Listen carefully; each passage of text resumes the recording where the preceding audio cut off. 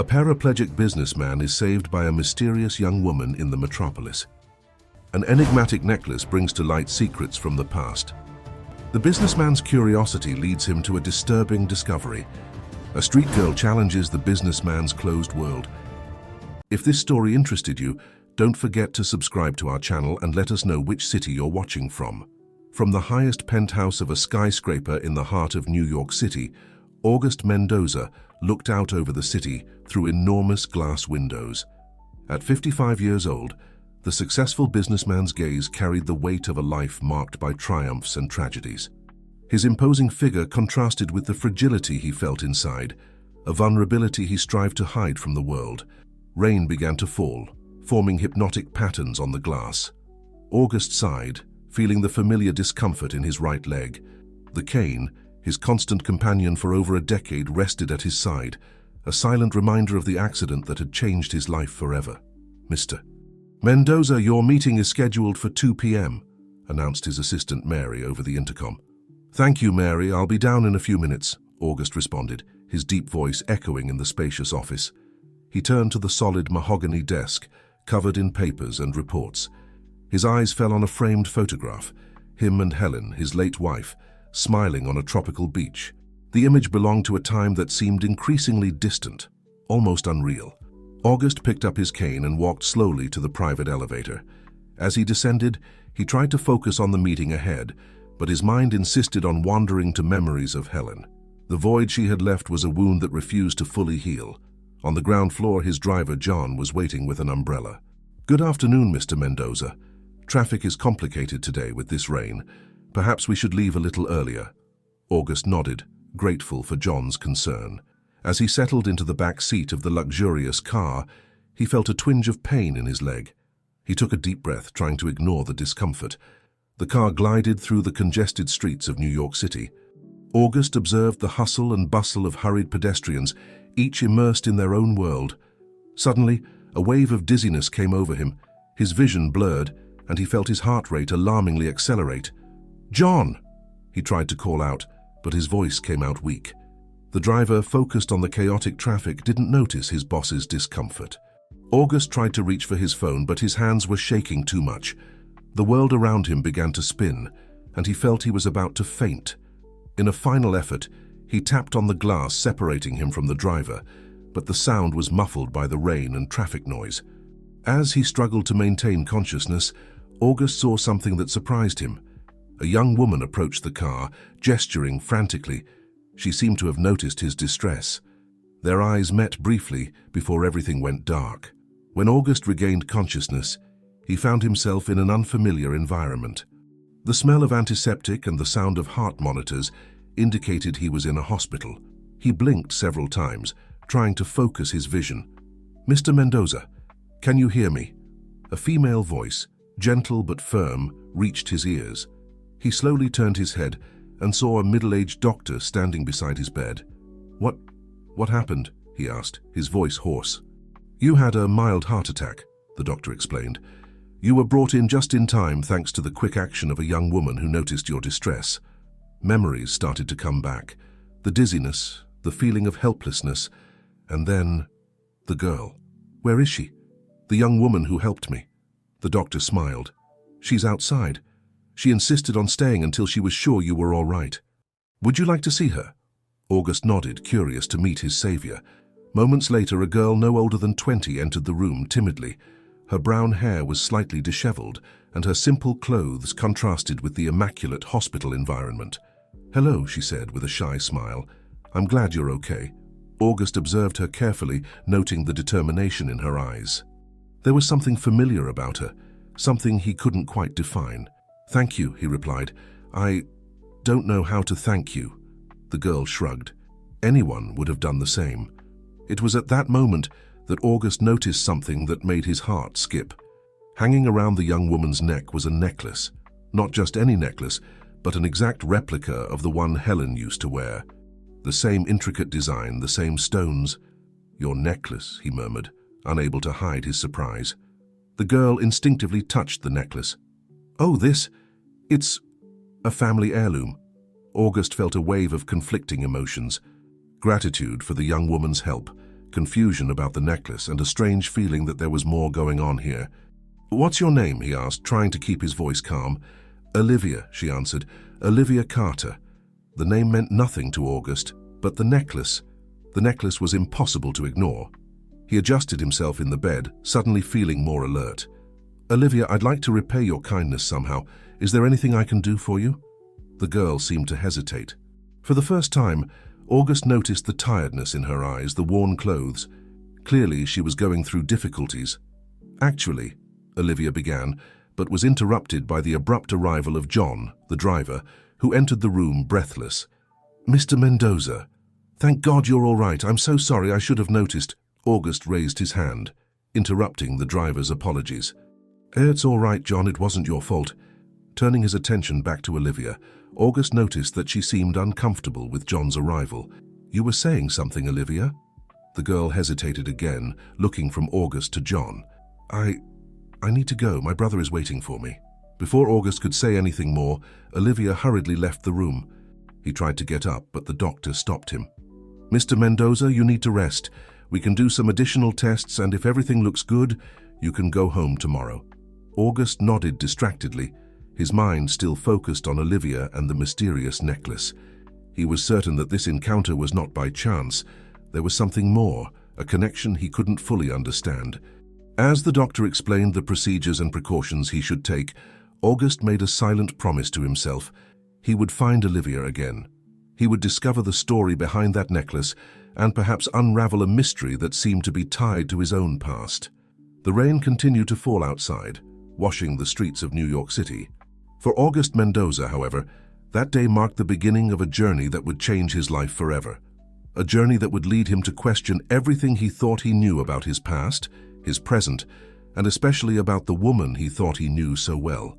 Fate had cast its dice, and now it was up to August to discover what game was being played. The Mendoza mansion stood imposingly in the Upper East Side, its stone walls telling silent stories of past generations. August watched the persistent rain through the window of his study, his fingers drumming distractedly on his cane. It had been a week since the incident in traffic, and the image of Olivia and her mysterious necklace wouldn't leave his mind. "Mr. Mendoza?" Mary's voice interrupted his thoughts. "Dr. Richard is here to see you." August nodded, turning to receive his lawyer and longtime friend. Richard entered the room, his impeccable suit contrasting with the worried expression on his face. "August, my friend," Richard began, "how are you feeling? I only heard about what happened yesterday." "I'm fine, Richard," August replied, gesturing for the lawyer to sit down. "The doctors said it was just a scare." Richard made himself comfortable in the leather armchair, his eyes scrutinizing August's face. "I'm relieved to hear that, but there's something else bothering you, isn't there? I can see it in your eyes." August hesitated for a moment. Richard was more than his lawyer. He was a confidant, someone who had stood by his side in the most difficult moments, especially after Helen's passing. But how to explain something that he himself didn't fully understand? "Something strange happened that day," August began, carefully choosing his words. "A young woman helped me, called the ambulance, but it wasn't just that. She was wearing a necklace identical to Helen's." Richard raised his eyebrows, surprised. "Identical? Are you sure?" "Absolutely," August affirmed, getting up with difficulty and walking to a bookshelf. He picked up a framed photo and handed it to Richard. In the photo, Helen smiled, the necklace in question gleaming on her neck. "See for yourself." Richard examined the photo carefully. "It is indeed very peculiar, August, but it could just be a coincidence. Maybe it's a popular model." August shook his head. "No, Richard, that necklace was unique. It was specially made for Helen by an Italian jeweler. She told me the story 1,000 times." A heavy silence fell over the room, broken only by the sound of rain hitting the windows. Richard seemed to ponder what to say next. "And what do you intend to do about it?" he finally asked. August sat back down, a sigh escaping his lips. "I don't know. Part of me wants to find this girl, discover the story behind this necklace. But another part is afraid of what you might discover." Richard completed, his voice gentle. August nodded silently. Helen had been the love of his life, the pillar that kept him standing even after the accident that left him with an injured leg. Her departure had left a void that seemed impossible to fill. And now, this mystery, threatened to disturb the memories he held so preciously. August, Richard leaned forward, his voice taking on a more serious tone. As your lawyer and friend, I advise caution. We don't know who this girl is or what her intentions are. If you decide to investigate, we need to be careful. You're right, August agreed. But I can't simply ignore this. That necklace, it's as if Helen was trying to tell me something. At that moment, they were interrupted by a knock on the door. It was Mary again. Excuse me for interrupting, Mr. Mendoza, but there's a young woman at the reception asking for you. She says her name is Olivia. August's heart raced. He exchanged a quick glance with Richard before responding, Ask her to come up, please. As they waited, Richard stood up, adjusting his suit. Do you want me to stay? August considered for a moment before answering, No, thank you. I think it's better if I talk to her alone. But don't leave, please. I'd like to talk more afterwards. Richard nodded, squeezing August's shoulder in a gesture of support before leaving. A few minutes later, Olivia entered the study timidly. She looked even younger and more vulnerable than August remembered. Her clothes, though clean, were visibly worn, and there were dark circles under her eyes. But what caught August's attention the most was, once again, the necklace hanging around her neck. Hello, Mr. Mendoza, Olivia said, her voice trembling. I hope I'm not bothering you. August gestured for her to sit down. Not at all, Olivia. In fact, I was hoping to have the chance to talk to you again. How did you find me? Olivia settled into the armchair, her fingers nervously playing with the necklace. It wasn't difficult. You're well known, and I needed to talk to you. I'm listening, August said softly, trying not to show his anxiety. Olivia took a deep breath before continuing. Mr. Mendoza, I didn't come here to ask for anything for myself. It's about my brother, Michael. He's sick, very sick, and we can't afford the treatment he needs. August felt a pang of disappointment. Part of him had hoped that Olivia had come to talk about the necklace, to reveal some hidden secret. But the genuine concern in the girl's eyes moved him. I'm sorry to hear that, Olivia. What is your brother's condition? It's a rare disease, Olivia explained, her hands trembling slightly. The doctors say he needs specialized treatment, but it's very expensive. I've been doing my best, working 2 jobs, but it's not enough. August observed the young woman in front of him, noticing for the first time the weight she seemed to carry on her shoulders. So young and already facing so many difficulties. Something about her reminded him of Helen, not just because of the necklace, but because of the determination in her eyes. Olivia, August began, carefully choosing his words, I'd like to help you and your brother. But first, I need to ask you a question. The girl nodded, her eyes filling with hope. This necklace you're wearing, August pointed, can you tell me more about it? Olivia's face visibly paled. Her hand went instinctively to the necklace as if to protect it. The necklace? I don't understand. What does this have to do with helping my brother? August realized the young woman's discomfort and tried to soften his approach. I'm sorry. I didn't mean to make you uncomfortable. It's just that this necklace is identical to one that belonged to my late wife. I was curious about its origin. Olivia seemed to hesitate, her eyes wandering around the room as if looking for an exit. Finally, she spoke, her voice almost a whisper. It was a gift from my mother. She gave it to me before she left us. She said it was a family heirloom. August felt his heart race. The story didn't make sense, didn't match what he knew about Helen's necklace, but there was something in Olivia's expression, a mixture of fear and determination, that intrigued him even more. I see, he said, deciding not to press the issue further at that moment. Well, Olivia, regarding your brother, I'd like to help. I can arrange for him to be seen by the best specialists. Olivia's eyes filled with tears. Really, you would do that? August nodded, a small smile forming on his lips. Yes, but with one condition. Olivia straightened in the chair, suddenly alert. What condition? I want to meet your brother, August replied, and I'd like you both to stay here at the mansion while he's undergoing treatment. I have guest rooms that are never used, and it would be easier to coordinate everything if you were nearby. The proposal caught Olivia by surprise. She opened her mouth to respond, but hesitated, clearly conflicted. I don't know, she stammered. It's too much generosity, Mr. Mendoza. I don't want to be a bother. August stood up, leaning on his cane, and walked to the window. The rain had diminished, and a weak ray of sunlight was beginning to break through the clouds. "It wouldn't be a bother at all, Olivia," he said, turning to face her. "In fact, I think your presence here could bring some life to this old house." Olivia seemed to be fighting an internal battle. Finally, she stood up, her eyes meeting August's with surprising intensity. "All right, Mr. Mendoza. We accept your offer. But I need you to understand something. There are things about me and my brother that I can't tell you now. I hope you can respect that."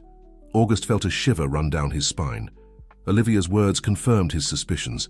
There was more to this story than met the eye. But he also knew that if he wanted to uncover the truth, he would need to be patient. "I understand, Olivia," he replied, "and I respect your privacy. When you and your brother are ready, I'll be here to listen." Olivia nodded, a mixture of relief and apprehension on her face. "Thank you, Mr. Mendoza. You have no idea how much this means to us." As August called Mary to make the necessary arrangements, he couldn't help but feel that he was on the threshold of something bigger than he could imagine. The mystery of the necklace, Olivia's enigmatic past, her brother's illness, everything intertwined in a complex puzzle that he was determined to solve. And so, on that rainy afternoon, the Mendoza mansion prepared to receive new inhabitants, bringing with them secrets that threatened to unearth long-buried truths. Dawn brought with it a cool breeze that swept away the last clouds from the previous night's storm. At the Mendoza mansion, the hustle and bustle began early. August, contrary to his usual habits, was up before the sun rose, personally overseeing the preparations for Olivia and her brother Michael's arrival. "Martha, make sure the blue room is prepared for the boy," August instructed, limping slightly down the hallway, "and put fresh flowers in Olivia's room. I want them to feel welcome." Martha, who had worked for August for over a decade, couldn't help but notice the change in her employer's behavior. There was an energy in him that she hadn't seen since before Helen's passing. "Of course, Mr. Mendoza," Martha replied, as efficient as ever. "Should I prepare something special for breakfast?" August paused, thoughtful. "Yes, good idea. Something light for the boy, considering his condition, and ask Olivia if they have any preferences or dietary restrictions." As the house prepared to receive its new inhabitants, August retreated to his study. Seated in his leather armchair, he couldn't help but fix his eyes on Helen's photograph on the desk. Her smile, frozen in time, seemed to hold secrets he had never been able to unravel. "What are you trying to tell me, Helen?" August murmured, his fingers tracing the outline of her face in the photo. His thoughts were interrupted by a soft knock on the door.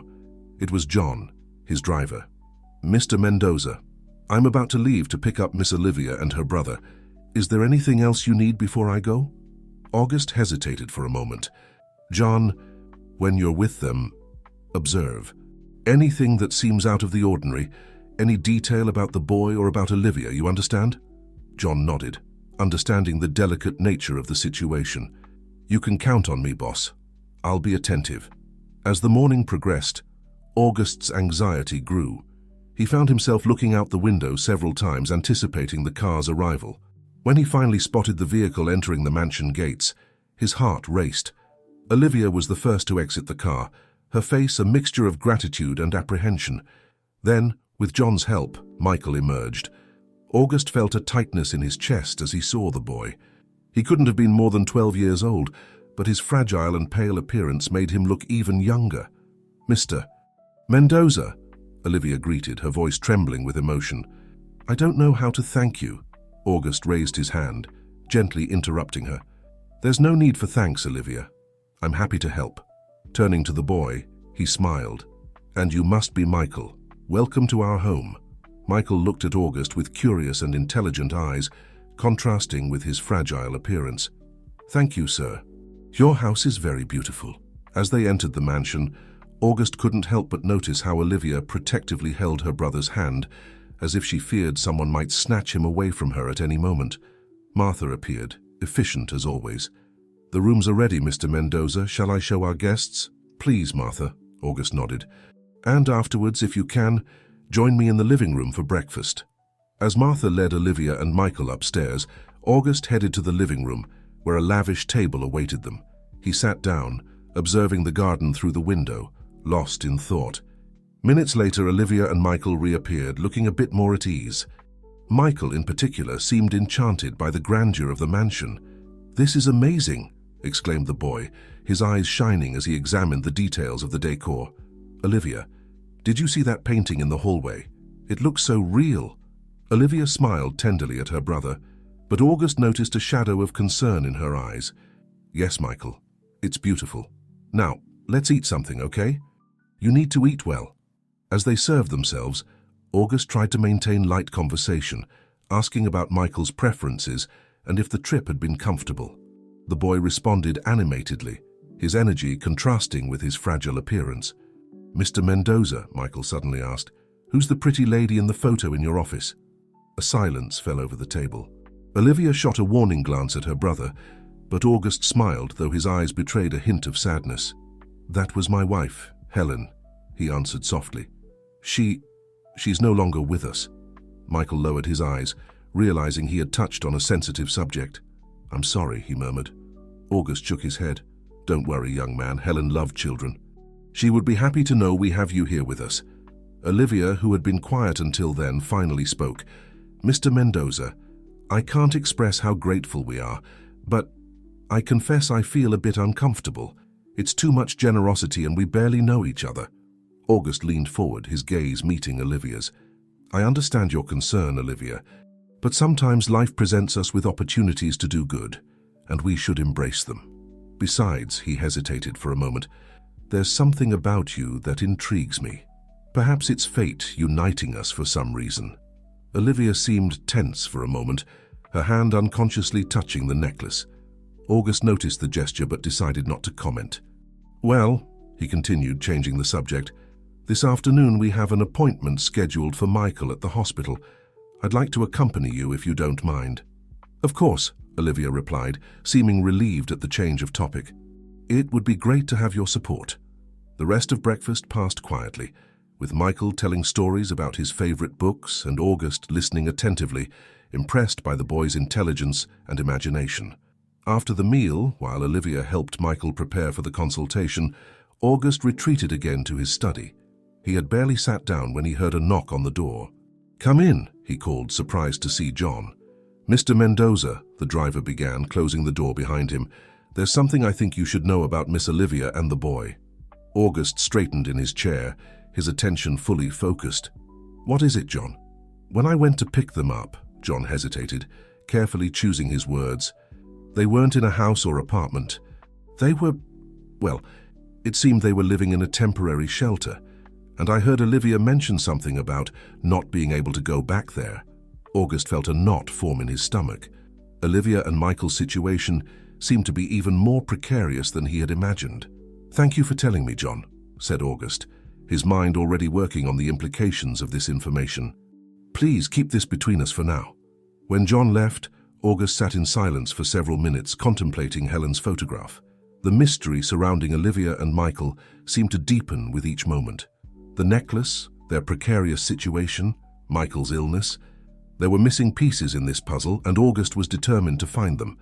Looking out the window, he saw Olivia and Michael in the garden, the boy excitedly pointing at the flowers while his sister smiled, momentarily free from worries.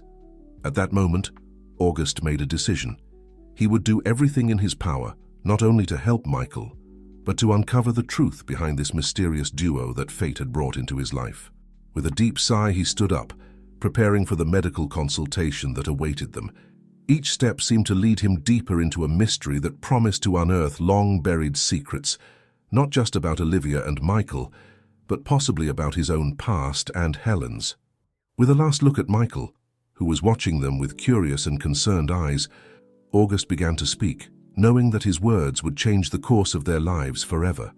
August took a deep breath and began, "Olivia, Michael, there's something important we need to discuss." His voice was gentle but serious, causing both Olivia and Michael to lean in, their faces etched with concern. "What is it, Mr. Mendoza?" Olivia asked, her hand instinctively reaching for Michael's. August looked at them, his eyes full of compassion. "I've recently uncovered some information about Helen, your mother, Olivia, that I think you both need to know." He paused, gathering his thoughts. "It seems that before I met her, Helen was involved with a man named Richard Alves." Olivia's eyes widened in recognition.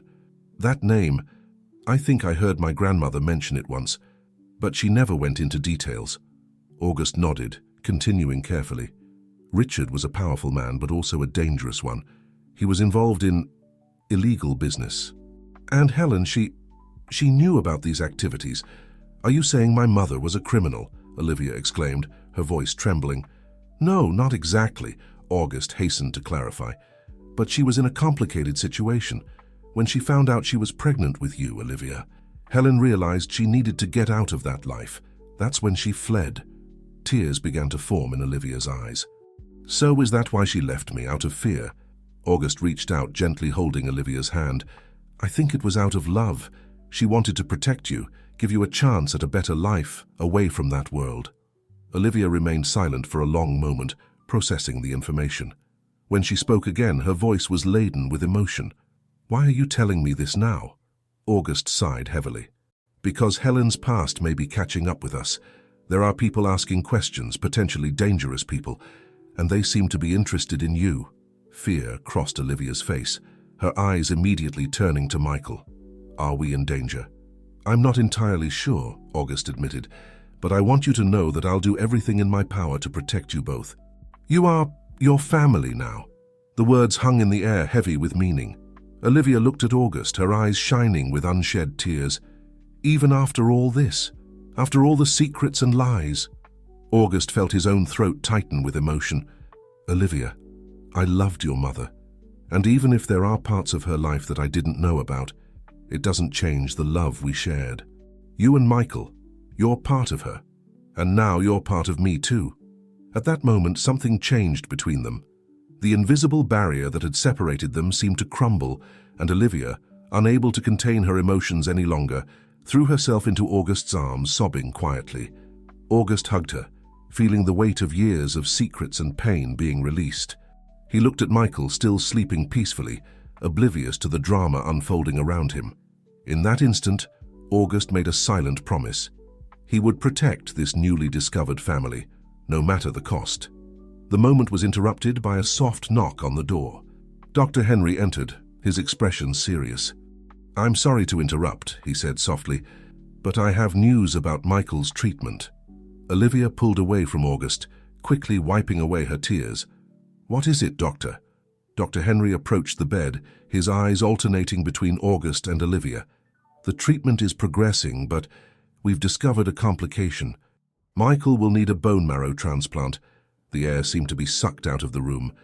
Olivia instinctively grabbed August's hand, seeking support. What are the chances of finding a compatible donor? August asked, his voice tense. Usually the best donors are close relatives, Dr. Henry explained. Siblings have the highest chance of compatibility, followed by parents. Olivia looked at August, a glimmer of hope in her eyes. I can be tested immediately. Dr. Henry nodded. Yes, we'll test you, but... He hesitated, looking at August. It would be helpful if we could test Michael's biological father too to increase our chances. A heavy silence fell over the room. Olivia lowered her eyes, tension visible in her body. August, sensing Olivia's discomfort, intervened. Doctor, I'll do whatever is necessary to help. If you need resources for a broader search for donors, just let me know. Dr. Henry thanked them and left to make the necessary arrangements, leaving August and Olivia alone again. Olivia, August began softly, about Michael's father. She shook her head, interrupting him. It's a complicated story, August, one that I'm not ready to tell yet, but I promise that if it's necessary to save Michael, I'll do whatever it takes. August nodded, respecting her decision. He knew that everyone had a right to their secrets, and that trust was something to be built over time. As the night wore on, August remained at the hospital with Olivia and Michael. The hospital room, with its white walls and intimidating equipment, had become the epicenter of a complex plot of secrets, dangers, and, surprisingly, newfound family love. Outside, the lights of São Paulo shone against the night sky, reminding August that beyond the hospital walls, a potentially dangerous world awaited. But there, in that small room, he found a renewed purpose. Protecting Olivia and Michael was not just an obligation born out of his love for Helen, but a genuine desire of his heart. As he watched Michael sleep, and Olivia finally succumbed to exhaustion in her chair, August made another silent promise. He would unravel the mysteries of Helen's past, face any threats that might come, and above all, do whatever it took to keep his newly formed family safe and united. The journey ahead would be difficult, full of painful revelations and potential dangers. But August was determined to face it, no longer alone but with Olivia and Michael by his side. The days that followed were a whirlwind of emotions and frantic activities. St. Luke's Hospital became the epicenter of August, Olivia, and Michael's lives. Between exams, consultations, and the relentless search for a compatible donor, there was little time to process the recent revelations about Helen's past. On a particularly exhausting afternoon, August found himself in the hospital cafeteria, his hands wrapped around a cup of coffee that had long since gone cold. His eyes were fixed on the dark liquid, but his mind wandered through memories and possibilities. "Mr. Mendoza," a familiar voice pulled him from his reverie. August looked up to find Dr. Robert standing beside him, a thick folder under his arm and concern etched on his face. "Robert, what are you doing here?" August asked, indicating the chair across from him. The lawyer sat down, placing the folder on the table. "I have news, August, and I'm afraid not all of it is good." August straightened up, his full attention on Robert. "What did you find out?" Robert opened the folder, revealing a series of documents and photographs. "We managed to track down more details about Helen's past and Richard Alvis. And," he hesitated, carefully choosing his words, "it seems that Richard's activities were even more dangerous than we initially thought." August felt a chill run down his spine. "What kind of activities?" "Drug trafficking, money laundering, and possibly," Robert lowered his voice, "contract killings." The shock of the revelation hit August like a punch to the stomach. The idea that Helen, his sweet Helen, had been involved, even indirectly, with someone capable of such atrocities was almost unbearable. "And Helen," August managed to ask, his voice trembling, "what exactly was her role in all of this?" Robert sighed heavily. "From what we've been able to gather, Helen was more of a silent witness. She didn't actively participate in Richard's business, but she knew enough to be considered a threat when she decided to leave." August closed his eyes, trying to process the information. When he opened them again, there was a fierce determination in his gaze. "And what about Olivia and Michael? Are they in danger?" "It's possible," Robert admitted. "We've discovered that some people connected to Richard's old circle are asking questions. They seem to be looking for something or someone. We need to protect them," August declared, his voice leaving no room for argument. Robert nodded. "I've taken the liberty of hiring additional security for the hospital and your mansion. But August, there's one more thing you need to know." The lawyer pulled a photograph from the folder and slid it across the table. August picked it up, his heart racing as he recognized the face in the image. "This is," he began, unable to finish the sentence. "Yes," Robert confirmed. "This is Richard Alvis. The photo was taken a week ago in a town near São Paulo." August felt the blood freeze in his veins. "He's alive? But you said he had disappeared." "Apparently he faked his own death to escape rivals and the authorities," Robert explained. "And now, for some reason, he's resurfaced." The fear August felt for Olivia and Michael intensified. If Richard was back and looking for answers, they were in much greater danger than they had imagined. "What do we do now?" August asked, his mind already working on possible plans. Robert leaned forward, his voice low and urgent. "First, we need to tell Olivia everything. She needs to understand the gravity of the situation. Then, it might be best to consider relocating them temporarily to a safe place away from São Paulo." August shook his head vehemently. "We can't move Michael, not in his current state, and Olivia would never agree to leave him." "Then we need to reinforce security here," Robert insisted. "And August, you need to be prepared. Richard may try to contact you, use you to get to Olivia." The idea that the man who had once been part of Helen's life could now threaten Olivia and Michael's safety made August's blood boil. He stood up abruptly, leaning on his cane. "I'm going to talk to Olivia right now," he declared, "and then we'll devise a plan. I won't let anything happen to them, Robert." Nothing. As August headed back to Michael's room, his mind was in turmoil. How would he tell Olivia about Richard's reappearance? How could they protect themselves from a threat they barely understood? Reaching the door of the room, August paused, taking a deep breath to calm himself. He needed to be strong for Olivia and for Michael. When he entered, he found Olivia sitting beside Michael's bed, reading a story to the boy who was smiling weakly. The scene touched August's heart. This was his family now, a family he had sworn to protect. With renewed determination, he approached, knowing that the words he was about to say would change everything once again. "Olivia," he called softly, "we need to talk." The look Olivia gave August was full of apprehension, as if she could sense the weight of the news he was bringing. Michael, noticing the change in atmosphere, grabbed his mother's hand. August sat down on the other side of the bed, his eyes moving between Olivia and Michael's faces. At that moment, he knew he would do anything, face any danger to keep them safe. "What is it, August?" Olivia asked, her voice trembling. August took a deep breath, preparing to reveal the grim news he carried. The shadows of Helen's past were about to envelop them all, and he knew that the battle ahead would be the hardest he had ever faced. With one last look at Michael, who was watching them with curious and worried eyes, August began to speak, knowing that his words would change the course of their lives forever. "Olivia, Michael," August began, his voice steady despite the turmoil in his heart. "There's something important I need to tell you both. It's about your past, Olivia, and it concerns your safety." Olivia straightened in her chair, her hand tightening around Michael's. "What is it, August? You're scaring me." August took a deep breath. "We've discovered that Richard Alves, your biological father, is alive and he's looking for you." The color drained from Olivia's face. "What? But how?" "I thought he was—" "We all did," August explained gently. "He faked his death years ago, but now he's resurfaced, and it seems he's very interested in finding you and Michael." Michael, who had been listening intently, spoke up. "Mom, who's Richard Alves? Is he my grandpa?" Olivia looked at her son, torn between the need to protect him and the realization that he deserved to know the truth. "Yes, Michael, he's my father, but I've never met him. I thought he died before I was born."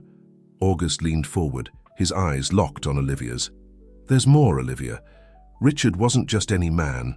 He was involved in dangerous illegal activities. And your mother, Helen, she was part of that world before she left it all behind to protect you." Olivia's eyes widened in shock. "What kind of activities?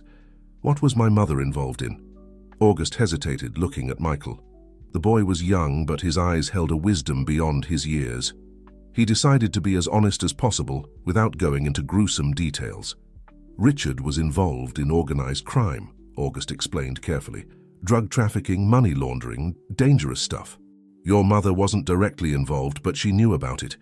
When she found out she was pregnant with you, Olivia, she decided to leave that life behind to keep you safe." Tears welled up in Olivia's eyes. "So that's why she left me with my grandmother? Why she kept her distance all those years?" August nodded solemnly. "She was trying to protect you, Olivia. She loved you more than anything, but she knew that her past could put you in danger." Michael, who had been quiet, suddenly spoke up. "But why is he looking for us now? Does he want to hurt us?" The innocence and fear in Michael's voice broke August's heart. He reached out and placed a comforting hand on the boy's shoulder. "We don't know exactly what he wants, Michael, but I promise you both I will do everything in my power to keep you safe." Olivia wiped her tears, a determined look settling on her face. "What do we do now, August? Should we leave? Hide somewhere?" August shook his head. "No. Running isn't the answer. Michael needs his treatment, and we have resources here to protect you. We've already increased security at the hospital and at the mansion, but we need to be careful and vigilant. There's something else," August continued, his voice growing softer. "Richard, he might be looking for something specific, something your mother might have taken when she left." Olivia's hand instinctively went to the necklace around her neck. "The necklace, is that what he's after?" August nodded. "We think so. That necklace might be more than just a piece of jewelry, Olivia. It could be a key to something important, something that could be dangerous if it falls into the wrong hands." The room fell silent as the weight of these revelations settled over them. Michael, despite his young age, seemed to grasp the seriousness of the situation. He reached out and took his mother's hand. "We'll be okay, Mom," he said with a bravery that belied his years. "We have August now, he'll protect us." Olivia looked at her son, then at August. Her eyes filled with a mixture of fear and gratitude. "Thank you, August, for everything." for telling us the truth, for protecting us, and for being here. August felt a lump form in his throat. Despite the danger they were facing, he felt a warmth in his heart. This unlikely family that fate had brought together was now the most important thing in his life. "We're in this together," he said firmly. "All of us. We'll face whatever comes our way as a family." Just then there was a knock at the door. Dr. Henry entered, his face serious but with a hint of hope in his eyes. "I'm sorry to interrupt," he said, "but I have some news about Michael's treatment." All eyes turned to the doctor, the tension in the room palpable. "We've found a potential bone marrow donor," Dr. Henry announced. "It's not a perfect match, but it's the best we've seen so far." Olivia gasped, her hand squeezing Michael's. "Who is it? Is it me?" Dr. Henry shook his head. "No, it's not you, Olivia. The donor is, well, it's a man named Richard Alves. He came in voluntarily for testing this morning." The room fell silent, the shock of this news overwhelming everyone. August felt as if the floor had dropped out from under him. Richard Alves, the man they feared, the man with a dangerous past, had just offered a lifeline to Michael. Olivia's voice trembled as she spoke. He knows we're here. He found us." Dr. Henry looked confused. "I'm not sure of the details. He just said he was a relative and wanted to be tested. Is there something I should know?" August stood up, his mind racing. "Doctor, could you give us a moment, please? We need to discuss this as a family." As Dr. Henry left the room, August turned to Olivia and Michael. The fear and uncertainty in their eyes mirrored his own feelings. "What do we do?" Olivia whispered. "He's Michael's best chance, but—" August ran a hand through his hair, the weight of the decision heavy on his shoulders. "I don't know, Olivia. This could be a trap, a way for Richard to get close to you. But if he's truly Michael's best chance, Michael, who had been quiet, suddenly spoke up. "I want to meet him." Both Olivia and August turned to the boy in surprise. "Michael, honey, are you sure?" Olivia asked, her voice filled with concern. Michael nodded, his young face set with determination. "He's my grandfather, right? And he might be able to save me. I want to see him, to understand." August marveled at the boy's courage. He knelt beside the bed, looking Michael in the eye. "Michael, this man, he might be dangerous. We don't know what he wants or why he's here." "I know," Michael said softly. "But he's also family, and maybe he's changed. Maybe he wants to help." Olivia and August exchanged a look, both amazed and terrified by Michael's wisdom and bravery. "If we do this," August said slowly, "we do it on our terms. We meet him here, in the hospital, with security present, and at the first sign of trouble we end it. Agreed?" Olivia nodded, her face a mixture of fear and resolve. "Agreed. But August, promise me you'll be there with us." August reached out, taking Olivia's hand in his. "I promise. We're in this together, remember? No matter what happens, we face it as a family."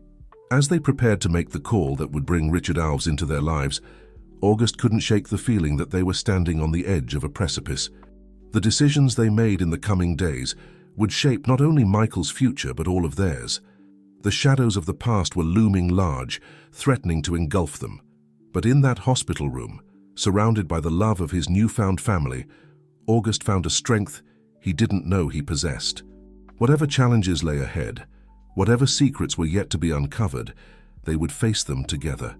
As he picked up the phone to contact Dr. Henry, August silently renewed his vow to protect Olivia and Michael, no matter the cost. The battle for their future was about to begin, and he was determined to see them through it safely. The next few hours passed in a blur of activity and tension.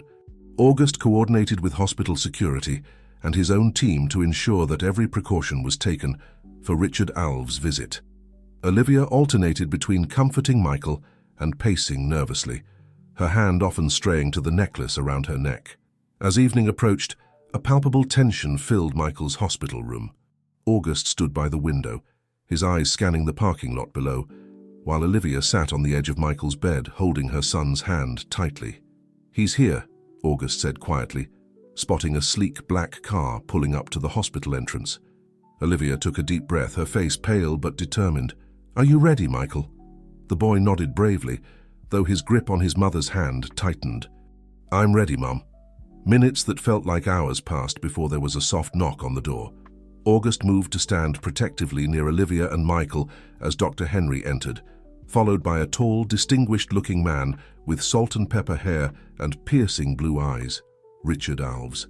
The room fell silent as Richard's gaze swept over its occupants, lingering on Olivia's face.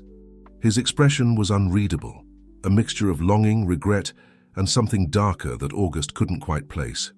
"Olivia," Richard said softly, his voice rich and cultured, "you look so much like your mother."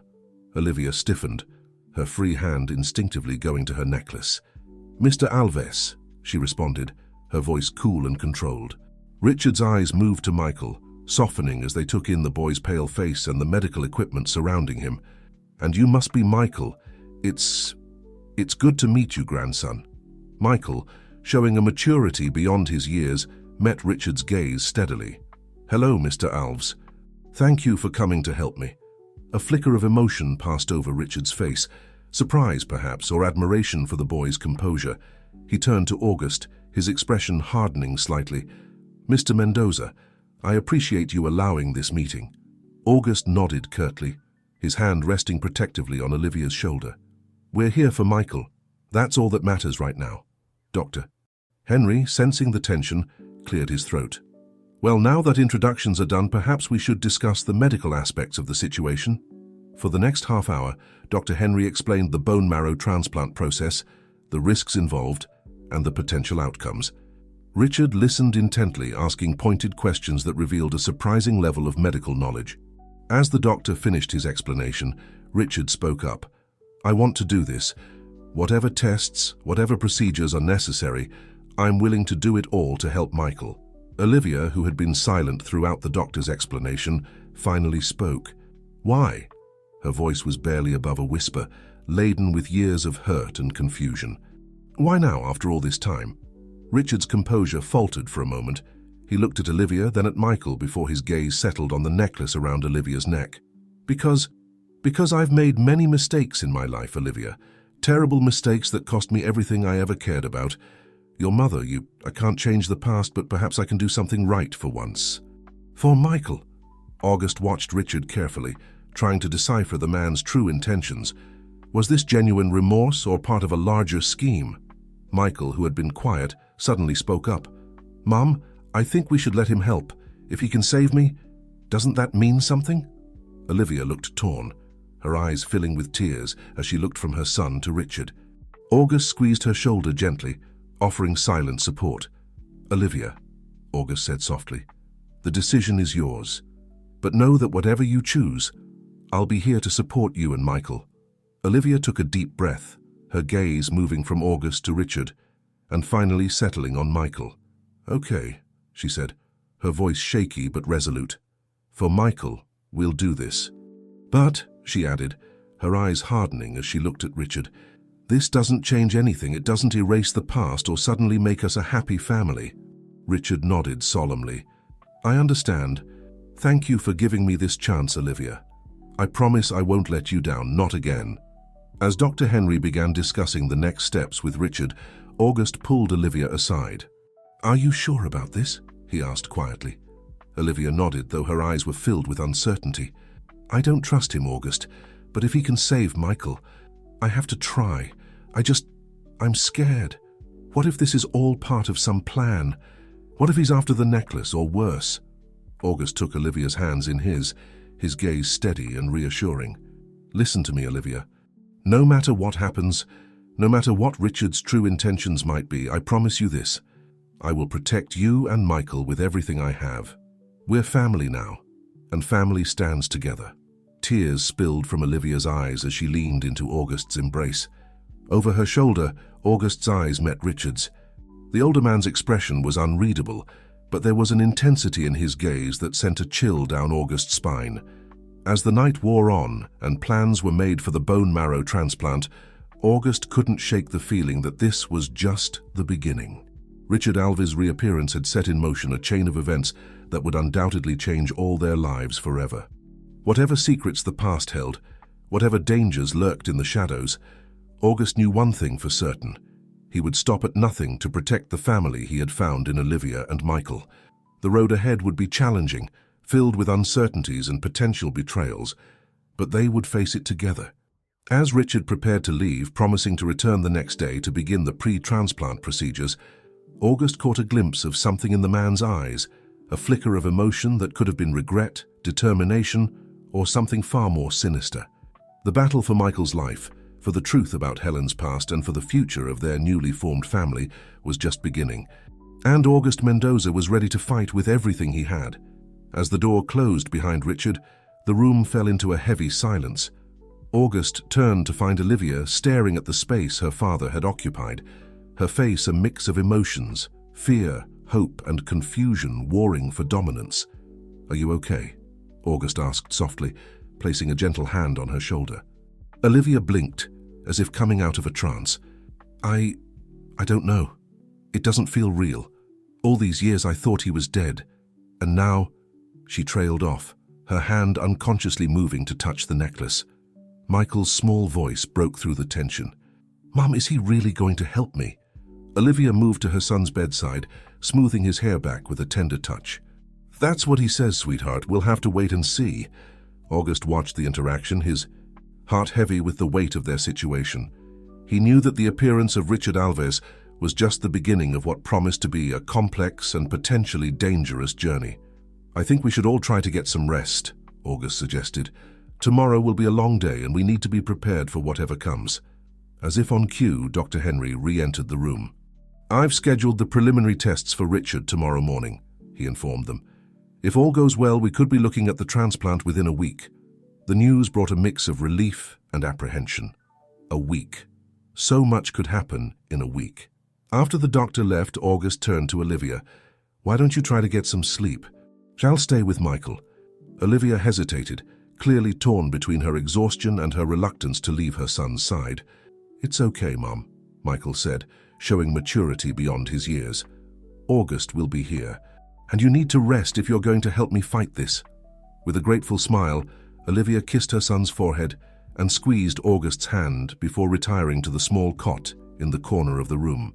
As the night deepened, August found himself lost in thought, watching over the sleeping forms of Olivia and Michael. The events of the day played over in his mind, and he couldn't shake the feeling that there was more to Richard's sudden appearance than met the eye. His contemplation was interrupted by a soft vibration from his phone, a text message from Robert. "Urgent news. Meet me in the hospital cafeteria at 6 a.m. Come alone." August's heart rate quickened. What could be so urgent that Robert needed to meet in person and so early? He glanced at his watch. 3:47 a.m. Just a few more hours.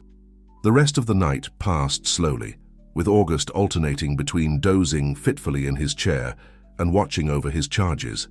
As the first light of dawn began to creep through the windows, he quietly slipped out of the room, leaving a note for Olivia in case she woke. The hospital cafeteria was nearly deserted at this early hour, save for a few night shift workers grabbing coffee before heading home. August spotted Robert in a corner booth, his face grave. "What's happened?" August asked without preamble, sliding into the seat across from his friend. Robert glanced around before leaning in close. "We've uncovered some disturbing information about Richard Alves," he said in a low voice. "It seems his death wasn't just about escaping his enemies or the law. He was working on something big, August. Something dangerous." August felt a chill run down his spine. "What kind of something?" Robert pulled out a manila folder and slid it across the table. "We found references to a project called Phoenix. From what we can gather, it involves advanced genetic research, the kind of stuff that governments and military organizations would kill to get their hands on." August's mind raced. "And you think this has something to do with why he's here now, with Michael's illness?" Robert nodded grimly. "It's a possibility we can't ignore. Michael's condition is rare, and the timing of Richard's reappearance is too convenient to be coincidence." "But why?" August pressed. "What could Michael possibly have to do with this Phoenix project?" "That's what we need to find out," Robert replied. "But August, there's more. We've detected increased activity from some of Richard's old associates. They're converging on São Paulo. Whatever is going on, it's big and it's happening soon." August leaned back in his seat, feeling the weight of this new information settle on his shoulders. "What do we do now?" "For now, we watch and wait," Robert advised. "Let the transplant proceed.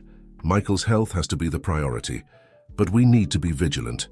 I've arranged for additional security, both here at the hospital and at your mansion. And August, he added, his voice dropping even lower, be careful around Richard. He may be Michael's best hope for survival, but he's also a dangerous man with his own agenda. August nodded, his resolve strengthening. Thank you, Robert. Keep digging.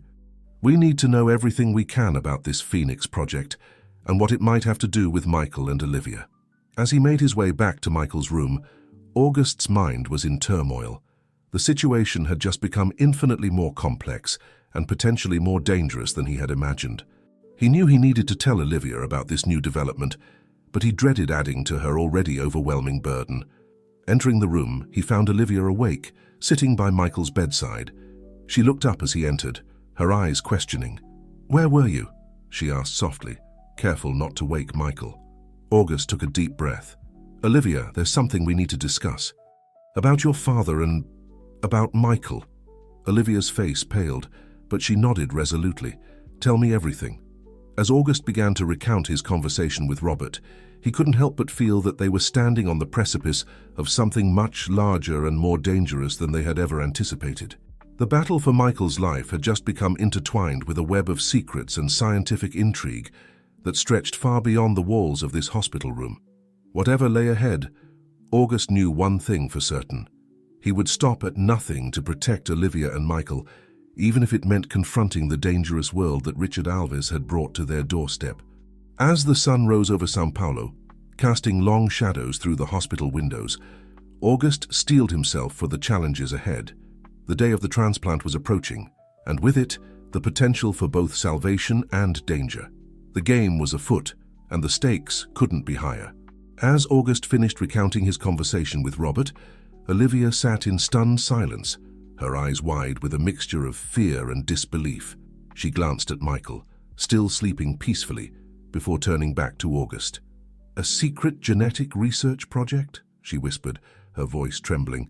"And you think it might be connected to Michael's illness?" August nodded grimly. "It's a possibility we can't ignore.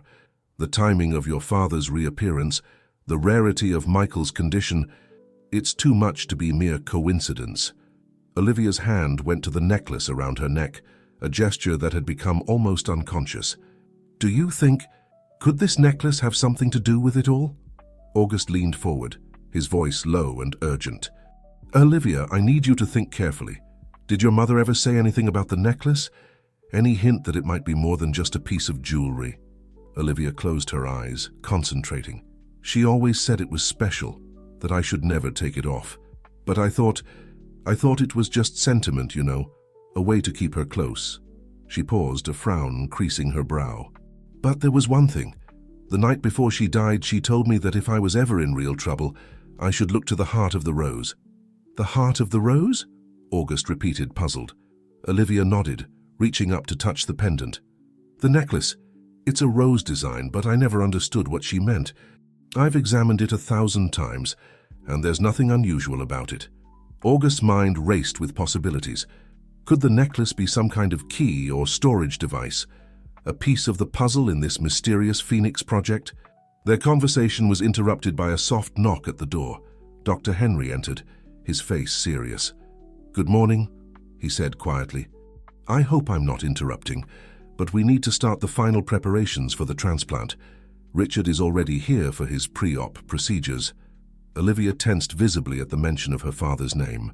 August placed a reassuring hand on her shoulder. "Thank you, Doctor," August replied. "We'll be ready." As Dr. Henry left, Olivia turned to August, her eyes filled with uncertainty. "What do we do now? Should we confront my father, stop the transplant?" August shook his head slowly. "No, we can't risk Michael's health. For now, we proceed as planned, but we need to be vigilant. I'll have my team watching Richard's every move, and we'll keep digging into this Phoenix project." Just then, Michael stirred, his eyes fluttering open. "Mom?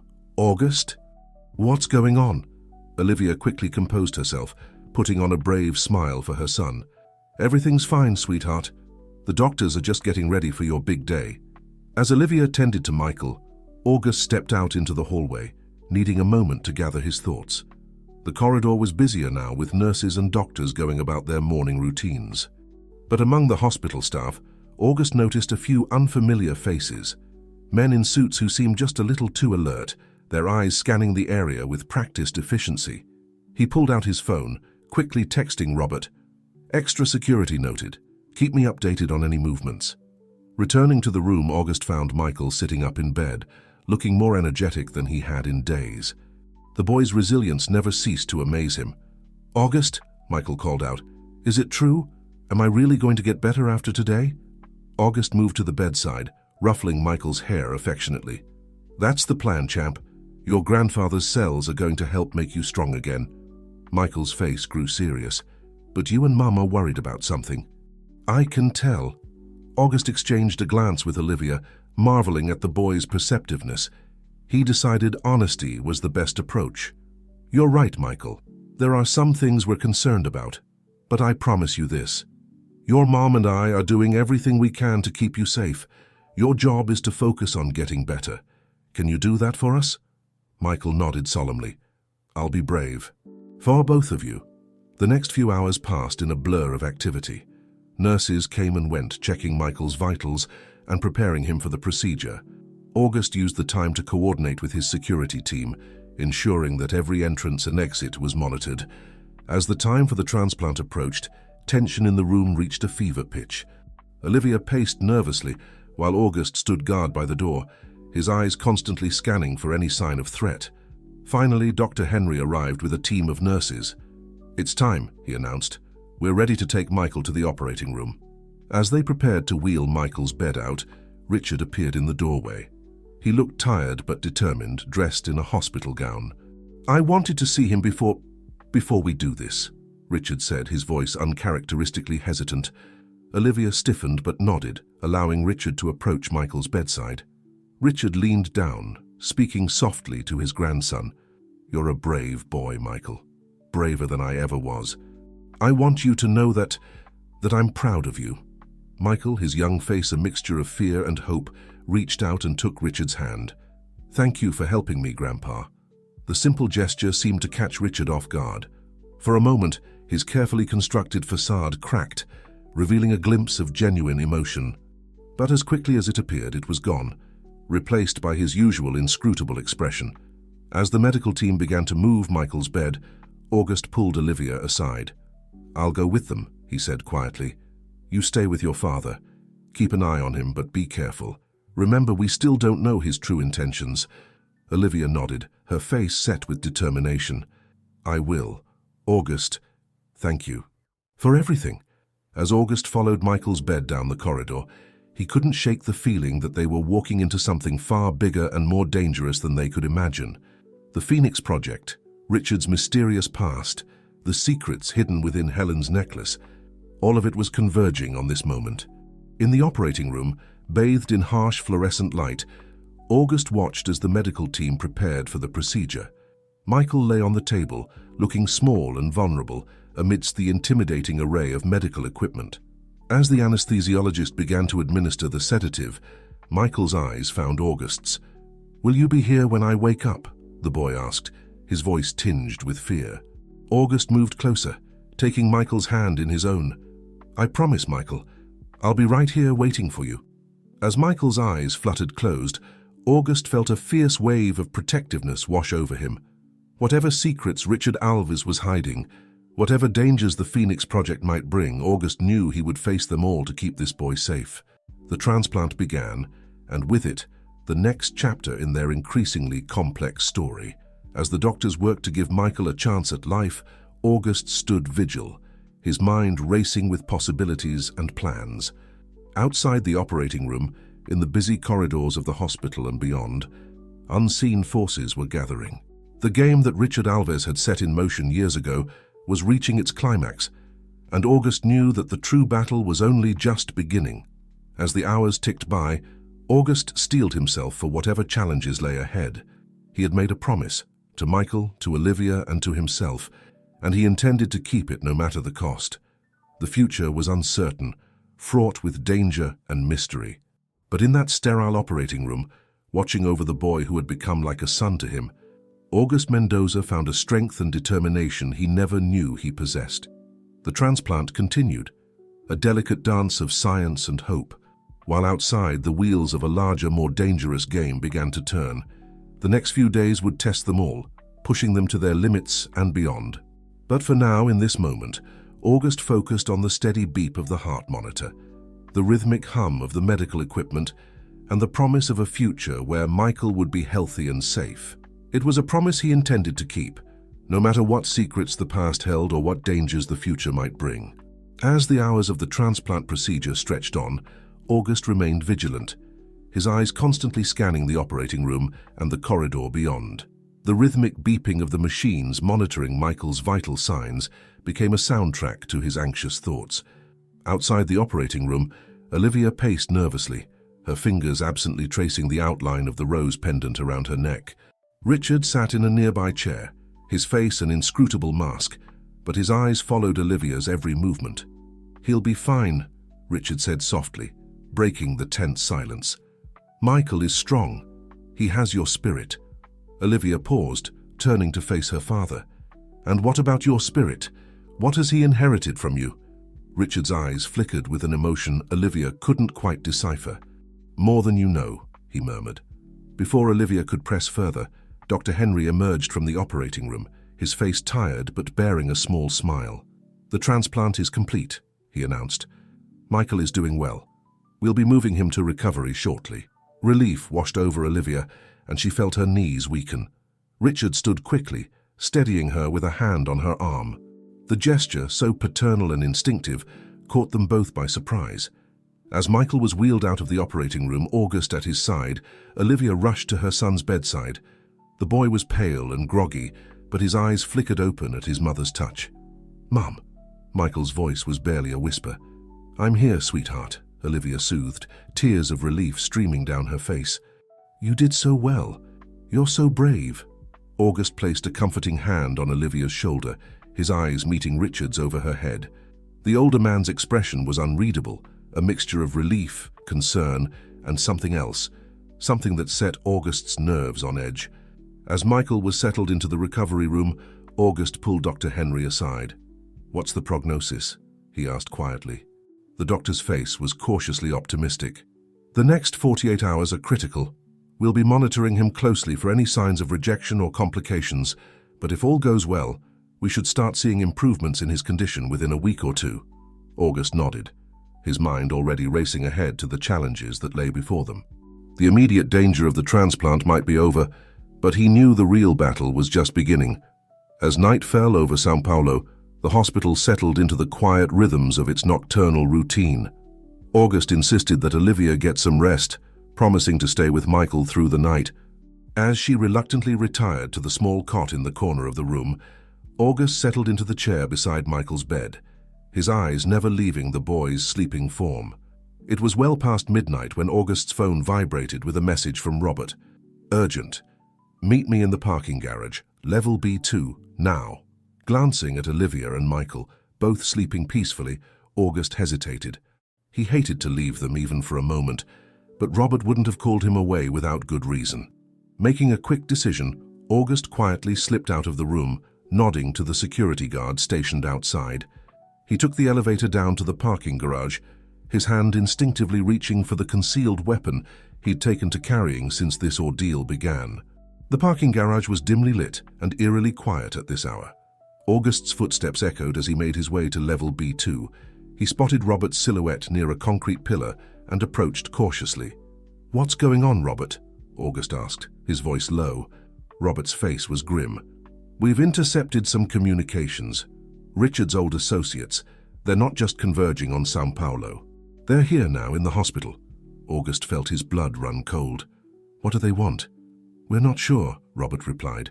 "But whatever it is, it's happening tonight."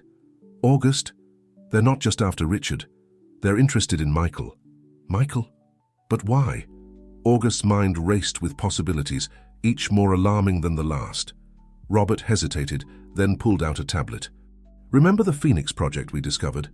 Well, we've managed to decrypt some of the files. August, it's not just genetic research. They were working on something called genetic enhancement, trying to create humans with extraordinary abilities." August's eyes widened as the implications sank in. "And you think Michael—" Robert nodded grimly. We think he might be a result of those experiments. Maybe not intentionally, but his rare condition, his resilience, it all fits. A surge of protective fury washed over August. We need to get them out of here. Now. But before Robert could respond, the screech of tires echoed through the parking garage. Headlights suddenly illuminated them, and August heard the unmistakable sound of car doors opening and weapons being readied. It's a trap, August realized, pushing Robert behind a nearby car for cover. Gunfire erupted, bullets pinging off the concrete pillars around them. August returned fire, his mind racing to formulate a plan. They were outnumbered and outgunned, and every second they spent here was a second that Michael and Olivia were unprotected. "We need to get back upstairs," August shouted to Robert over the din of gunfire. "Call for backup." As Robert frantically dialed for reinforcements, August provided covering fire, allowing them to inch their way towards the elevator. Just as they reached it, a figure stepped out of the shadows, blocking their path. It was Richard Alves. "Mr. Mendoza." Richard's voice was calm, almost conversational, despite the chaos around them. "I believe it's time we had a real conversation about my grandson." August kept his gun trained on Richard, his mind whirling. Was Richard behind this attack, or was he also a target? "Your associates seem eager to chat as well," August replied tensely. "Care to explain what's going on?" Richard's eyes darted to the ongoing firefight, then back to August. "Those aren't my associates, Mr. Mendoza. They're here for Michael. And believe me when I say you don't want them to get their hands on him." A grenade rolled into view, forcing them all to dive for cover. As the explosion rocked the parking garage, August made a split-second decision. "All right, Richard," he shouted over the ringing in his ears. "You want to talk? Let's talk. But first, we need to get to Michael and Olivia." Richard nodded, his face set with determination. "Follow me. I know another way out." As they raced through the smoky, bullet-riddled parking garage, August couldn't shake the feeling that they were running headlong into an even greater danger. But with Michael and Olivia's lives at stake, he knew he had no choice but to trust Richard, at least for now. The elevator doors closed behind them, shutting out the sounds of gunfire and chaos. As they ascended towards Michael's floor, August's mind raced with questions and fears. What had Richard gotten them into? What did these people want with Michael? And most importantly, how were they going to keep Olivia and Michael safe? The answers, August suspected, lay in the secrets of the Phoenix Project and the mysterious necklace that Olivia wore.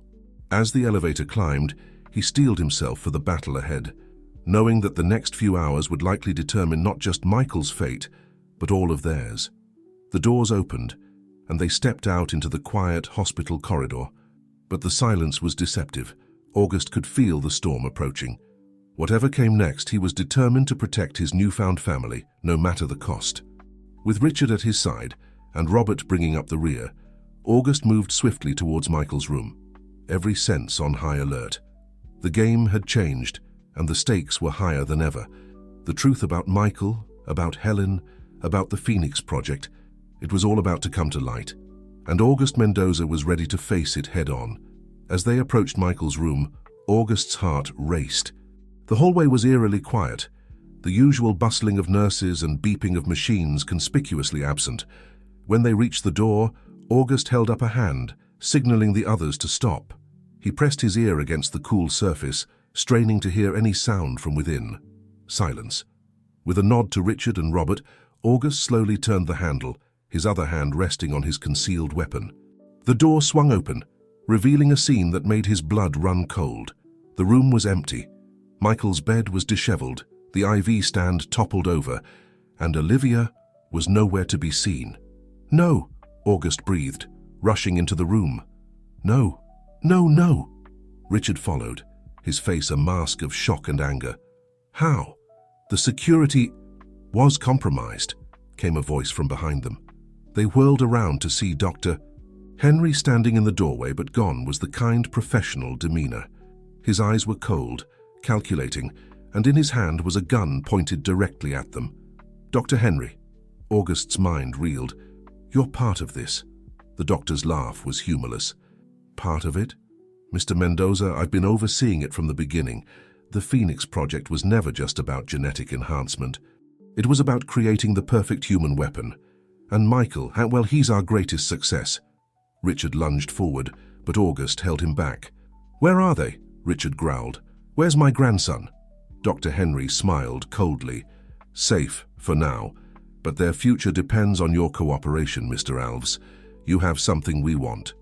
August's mind raced. The necklace, the information about Phoenix. What could be so valuable that they'd risk taking Michael and Olivia? Whatever it is, I'll give it to you, Richard said, his voice tight with desperation. Just don't hurt them. Noble, Dr. Henry sneered, but it's not that simple. We need more than just information. We need you, Richard. Your genetic code combined with Helen's, it's the key to perfecting the Phoenix project. August's eyes widened as the pieces fell into place. That's why you needed Michael for the transplant. You weren't trying to cure him. You were using him to get to Richard's genetic material. Dr. Henry nodded, a hint of admiration in his eyes. Very good, Mr. Mendoza. But now, gentlemen, it's time for us to take a little trip. Your presence is required at our facility. Just then, Robert, who had been quietly inching towards the window, made a sudden move. In a flash, he grabbed a nearby tray and hurled it at Dr. Henry. The distraction was enough for August to draw his weapon and tackle the doctor to the ground. In the ensuing struggle, a shot rang out. August felt a searing pain in his shoulder, but managed to disarm Dr. Henry. Richard quickly grabbed the fallen gun, pointing it at the doctor. Where are they? Richard demanded, his voice deadly calm. Dr. Henry, pinned beneath August, laughed bitterly. You're too late. They're already on their way to the facility. And believe me, you'll never find it in time. August, ignoring the pain in his shoulder, hauled Dr. Henry to his feet. We'll see about that. Robert, call for backup and secure the hospital. Richard, we need to move, now. As they rushed out of the room, dragging the captured doctor with them. August's mind was in overdrive.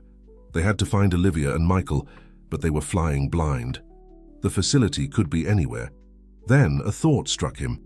The necklace, he muttered. What? Richard asked, confusion evident on his face. Olivia's necklace. Helen told her to look to the heart of the rose if she was ever in trouble. It must be some kind of clue or tracking device.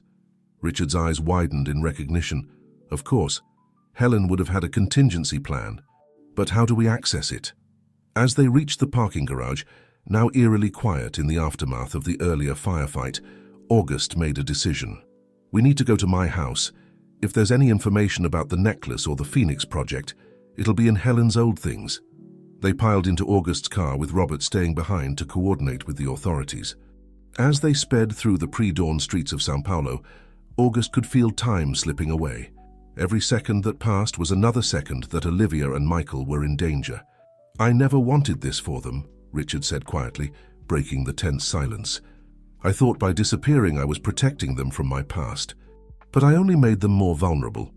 August glanced at the older man, seeing genuine regret in his eyes. We can't change the past, Richard, but we can fight for their future. Tell me everything you know about the Phoenix project. Every detail could be crucial. As Richard began to speak, unraveling the complex web of secrets and scientific breakthroughs that had led to this moment, August felt a renewed sense of determination. They would find Olivia and Michael. They had to. The mansion loomed ahead, a silent sentinel in the early morning light. As they rushed inside, August couldn't shake the feeling that the answers they sought were tantalizingly close. Somewhere in this house, among Helen's possessions, lay the key to unraveling this mystery and saving their family. The race against time had begun, and August Mendoza was determined to win it no matter the cost. Inside the mansion, August led Richard to Helen's old study, a room he had kept untouched since her passing. The air was thick with dust and memories as they entered, the first rays of dawn filtering through the heavy curtains. Where do we start? Richard asked, his eyes roaming over the bookshelves and scattered papers. August moved to the large oak desk, his hands hovering over its surface. Helen was meticulous. If there's any information about the necklace or Phoenix, it'll be hidden somewhere secure. As they began their frantic search, rifling through drawers and examining every book for hidden compartments, August couldn't help but feel a sense of déjà vu. How many times had he been in this room, surrounded by Helen's things, searching for answers about her past? Suddenly, Richard called out, "August, look at this!" He was standing by a painting on the wall, a beautiful rendition of a rose garden. Richard pointed to a specific rose in the center of the canvas. This rose, it's identical to the one on Olivia's necklace. August's heart raced as he approached. He ran his fingers along the frame, feeling for any irregularities. There, a small catch. With a soft click, the painting swung forward, revealing a hidden safe behind it. "The heart of the rose," August murmured. "Helen, you brilliant woman." The safe required a combination. August's mind raced through possible numbers, birth dates, anniversaries, significant years. Nothing worked. Richard stepped forward, a look of concentration on his face. "May I?" August nodded, stepping aside. Richard examined the safe closely, then began to turn the dial. Left, right, left again. With a final turn, they heard a satisfying click. The safe door swung open. Inside was a small USB drive and a sealed envelope addressed to Olivia. August's hands shook slightly as he picked up the envelope. "We don't have time to read this now," he said, pocketing it. "The drive is our best bet for immediate information." They rushed to Helen's old computer, praying it still worked. As the system booted up, August inserted the drive. A single folder appeared on the screen, labeled Phoenix. "This is it," Richard breathed, leaning in close. August opened the folder, revealing a series of encrypted files. But at the top was a video file simply titled, "For Olivia." With a shared look of apprehension, they clicked play. Helen's face filled the screen, looking tired but determined. She spoke directly to the camera. "Olivia, my darling, if you're watching this, it means you're in danger. I had hoped this day would never come, but I've always known it was a possibility. The necklace I gave you isn't just a piece of jewelry. It's a key to information that could bring down some very powerful, very dangerous people." Helen paused, taking a deep breath before continuing. The Phoenix Project was supposed to be about advancing human potential, curing diseases, extending life, but it went too far. They started experimenting with genetic manipulation, trying to create superhumans. Your father and I, we were part of it. We thought we were doing something good, something revolutionary. But when I realized the true intentions behind the project, I knew I had to get out, to protect you. August and Richard exchanged shocked glances as Helen's confession unfolded. The necklace contains coordinates to a secure server, with all the evidence needed to expose the project and those behind it. But be careful, Olivia. These people will stop at nothing to keep their secrets. Trust August Mendoza. He may not know everything about my past, but he's a good man. He'll protect you. Helen's eyes filled with tears. "I'm so sorry, my love. I wish I could have been there for you, to shield you from all of this. But know that everything I've done to keep you safe. I love you, Olivia. Always." The video ended, leaving August and Richard in stunned silence. "We need to decode those coordinates," August said, his voice hoarse with emotion. Richard nodded, already examining the files on the drive. "Here," he said, pointing to a document. "It looks like instructions for decrypting the data in the necklace." As they worked feverishly to decipher the information, August's phone rang. It was Robert. "August," Robert's voice was urgent, "we've got a lead. A private airfield just outside the city reported unusual activity. A small plane took off about an hour ago, destination unknown." "That has to be them," August said, his heart pounding. "Can we track it?" "We're trying, but they're good at staying off the radar. We need a destination, August. Fast." Just then, Richard let out a triumphant shout. "I've got it. The coordinates. They're pointing to a remote location in the Amazon rainforest." August relayed the information to Robert. "Get us a plane," he instructed. "We're going after them." As they rushed to gather what they needed for the rescue mission, August couldn't shake a feeling of both dread and anticipation. They were close, so close to unraveling the entire mystery, to saving Olivia and Michael. But the danger was far from over. The Phoenix Project, with all its dark secrets and dangerous ambitions, was about to be exposed. And August knew that those behind it would fight tooth and nail to keep their work hidden.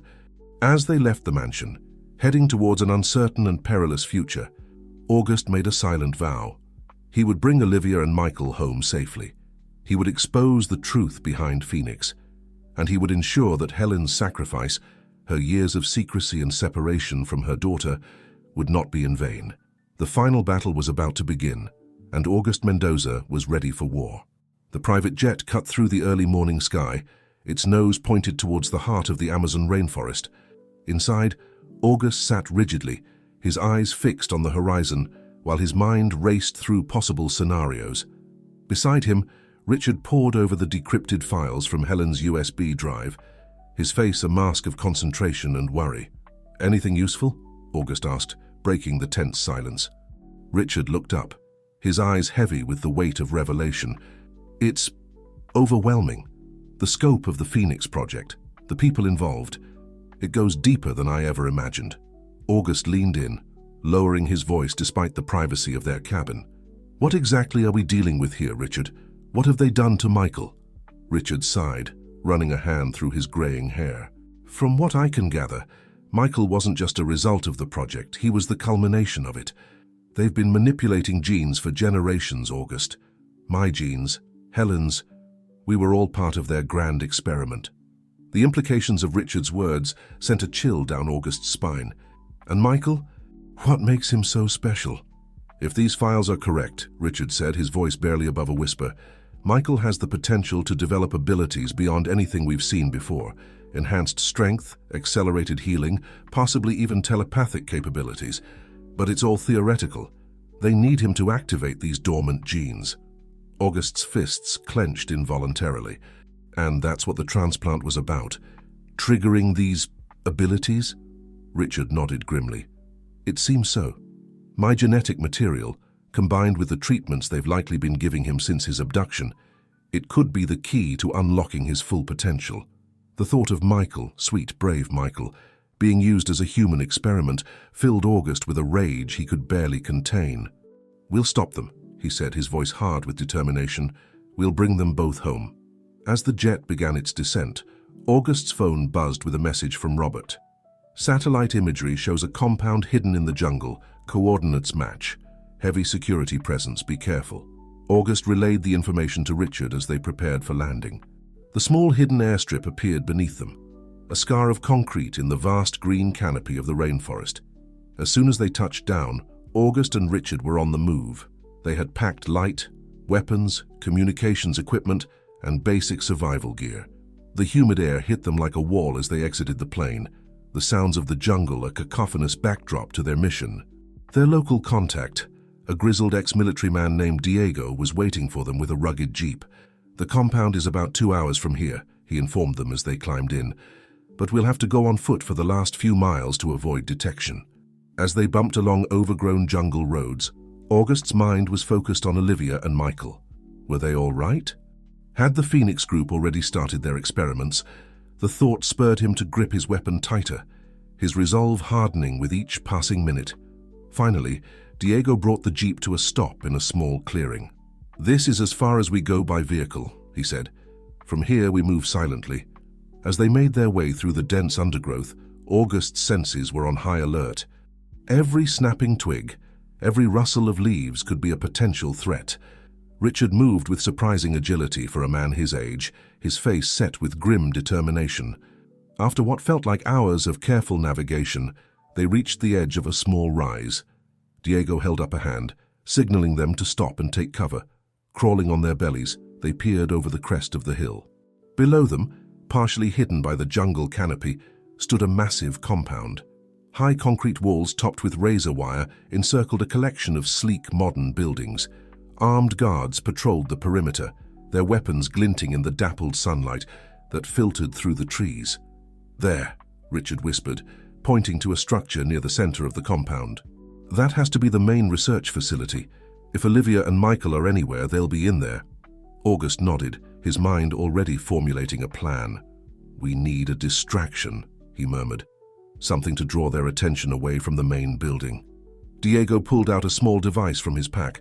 "I've got just the thing. Remote detonated explosives. We can set them at the far end of the compound." As they worked out the details of their infiltration plan, a commotion from within the compound caught their attention. A group of people in lab coats were hurriedly wheeling something, or someone, from one building to another. August's heart leapt into his throat as he caught a glimpse of a small figure on the gurney. "Michael, we need to move." "Now," he said, his voice tight with urgency. With practiced efficiency, they set their plan in motion. Diego moved to plant the explosives while August and Richard prepared to infiltrate the compound. As they waited for Diego's signal, August turned to Richard. "Whatever happens in there," he said, his voice low and intense, "we get Olivia and Michael out. Nothing else matters." "Understood." Richard met his gaze, years of regret and determination reflected in his eyes. "Understood. And August, thank you for everything." Before August could respond, Diego's voice crackled over their comm units. "Charges set. Ready on your mark." August took a deep breath, centering himself for the chaos that was about to unfold. "Detonate in 3, 2, 1. The explosion rocked the compound, sending plumes of smoke and debris into the air. Alarms blared as guards rushed towards the site of the blast. In the ensuing chaos, August and Richard made their move. They slipped through a gap in the fence, using the smoke as cover. August's heart pounded in his ears as they sprinted across the open ground towards the main research building. Every second felt like an eternity, every step potentially their last. As they reached the building's entrance, August turned to Richard. "Remember, find Olivia and Michael. I'll hold them off and clear our exit route." Richard nodded, determination etched on his face. With a final shared look, they burst through the doors, ready to face whatever horrors awaited them inside. The sterile hallways of the research facility were a stark contrast to the lush jungle outside. August moved swiftly, his weapon at the ready, dispatching the few guards they encountered with ruthless efficiency. Years of business dealings had never prepared him for this kind of violence, but with Olivia and Michael's lives at stake, he found a resolve he never knew he possessed. As they rounded a corner, they heard a familiar voice cry out in pain. "Michael!" August's blood ran cold. It was Olivia's voice, filled with fear and anguish. Without hesitation, he and Richard sprinted towards the sound, caution thrown to the wind. They burst into a large laboratory, and the scene before them was like something out of a nightmare. Michael lay strapped to a table, various tubes and wires connected to his small body. Machines beeped and whirred around him, monitoring his vital signs. Olivia was restrained nearby, struggling against her bonds as she called out to her son. And there, overseeing it all, was Dr. Henry, a look of twisted triumph on his face. "Ah, Mr. Mendoza, Mr. Alves," he said, his voice eerily calm. "How kind of you to join us for this historic moment. You're just in time to witness the birth of a new era of human evolution." August raised his weapon, his voice a low growl. "Step away from them. Now." Dr. Henry's smile never faltered. "I'm afraid I can't do that. You see, we're at a critical juncture. Michael's dormant abilities are on the verge of activation. To stop now would be, well, catastrophic." As if on cue, Michael let out a heart-wrenching scream. His body arched off the table, a strange, pulsing energy seeming to emanate from him. "Michael!" Olivia cried out, tears streaming down her face. "Please, stop this! You're killing him!" August's finger tightened on the trigger, but Dr. Henry held up a hand. "I wouldn't do that if I were you. Any disruption to the process at this stage could have dire consequences. For Michael and for all of us."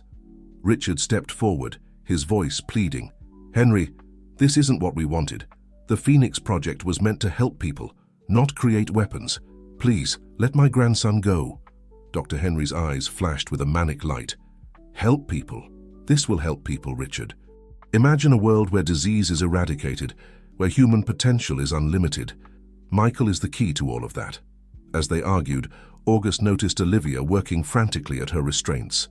Her eyes met his, and he gave an almost imperceptible nod.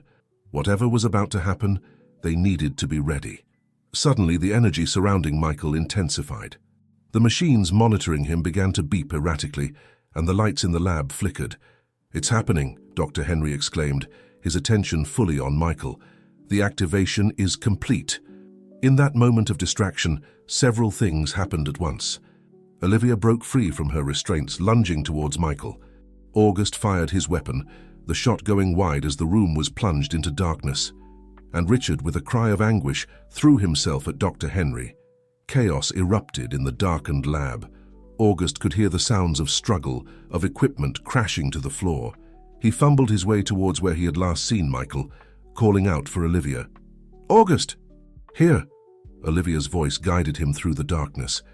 As his eyes adjusted, he saw her cradling Michael's limp form. The boy's skin seemed to glow faintly, pulsing with an otherworldly energy. "We need to get him out of here," August said, already moving to lift Michael. But before they could make their escape, the lights flickered back to life. "Doctor." Henry stood at the main console, his lab coat torn, a wild look in his eyes. Richard lay unconscious at his feet. "You don't understand what you're doing," Dr. Henry said, his voice trembling with a mixture of fear and excitement. "Michael is no longer just a boy. He's the future of humanity, and I can't let you take that away." His hand hovered over a large red button on the console. "If I can't have him, no one will. This facility has a self-destruct sequence. We'll all go down in history together." August's mind raced. They were out of time, out of options. He raised his weapon, prepared to do whatever it took to save Olivia and Michael. But before he could act, a small voice broke through the tension. "Stop!" All eyes turned to Michael.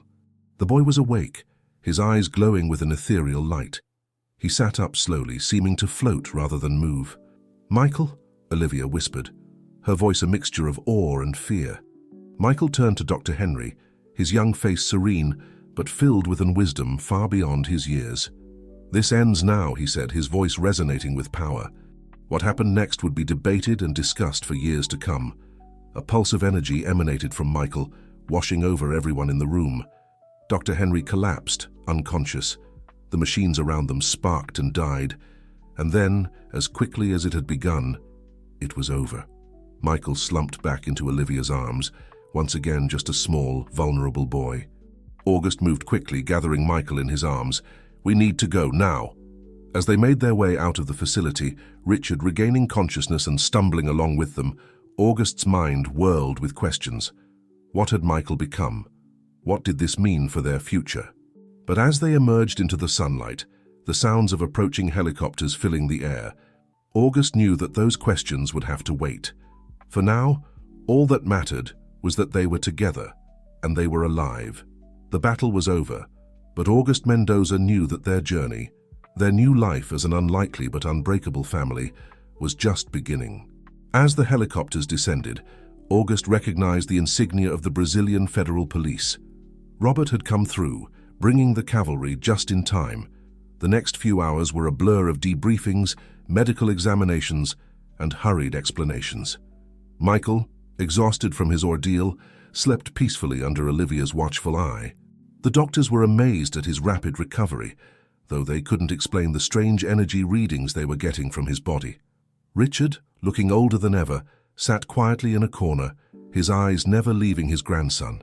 The weight of his past mistakes and the magnitude of recent events seemed to have aged him a decade in a day. As the sun began to set over the Amazon, casting long shadows across the makeshift camp that had been set up, August finally had a moment to breathe. He found a quiet spot away from the bustle and sat down heavily, the events of the past few days crashing over him like a wave. Olivia found him there, her face etched with concern and gratitude. "August," she said softly, sitting beside him. "I don't know how to thank you for everything you've done." August shook his head, a small smile playing on his lips. "There's no need for thanks, Olivia. You and Michael, you're family now." Tears welled up in Olivia's eyes as she reached for his hand. "What happens now?" she asked, her voice trembling slightly. August squeezed her hand reassuringly. "Now, we go home. We heal. We figure out this new life together." As if on cue, Michael appeared, rubbing sleep from his eyes.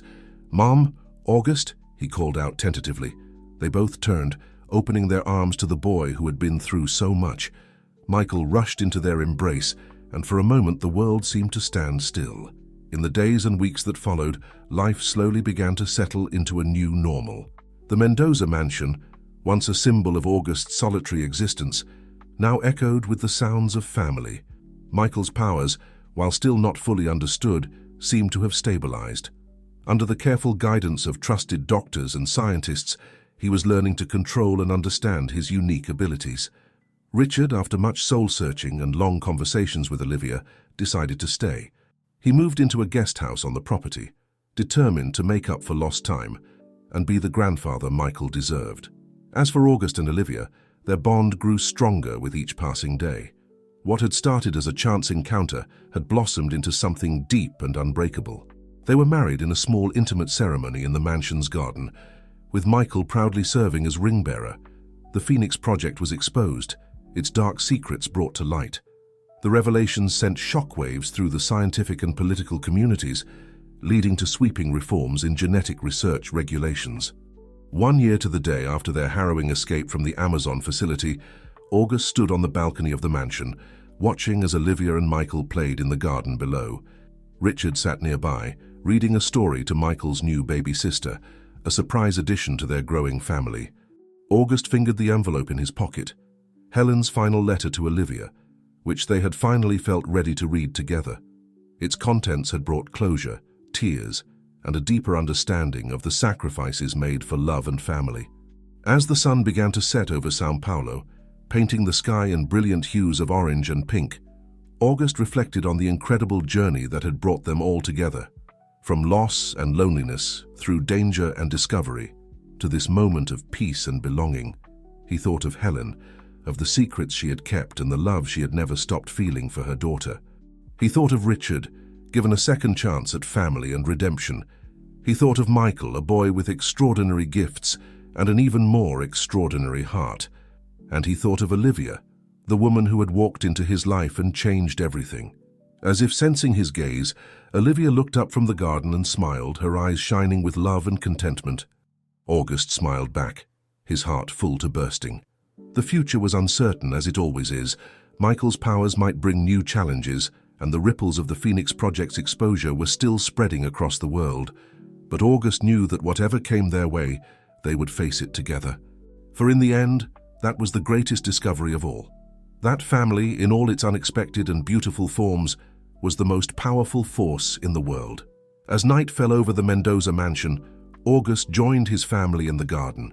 Surrounded by love, laughter, and the promise of tomorrow, he knew that their greatest adventure was just beginning. And so, as stars began to twinkle in the velvet sky above São Paulo, the unlikely family that fate had brought together embraced their new life, ready for whatever the future might hold.